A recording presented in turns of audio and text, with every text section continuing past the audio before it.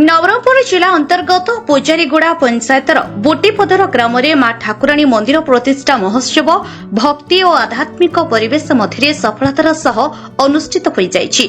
एही पवित्र अवसर में ग्रामवासी व्यापक सहयोग और उत्साह देखा मिलिथिला।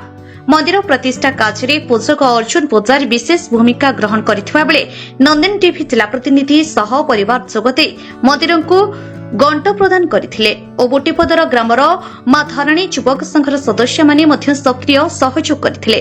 प्रतिष्ठा उत्सव अवसर में रात्रि समय ग्रामवासी और दर्शकों मनोरंजन पाई एक आकर्षणीय देशिया नाटकर आयोजन कराଯାଇଥିଲା। नाटकटी को दर्शक माने बेस पसंद करथिबा सह कलाकार मानक अभिनय को प्रशंसा करथिले।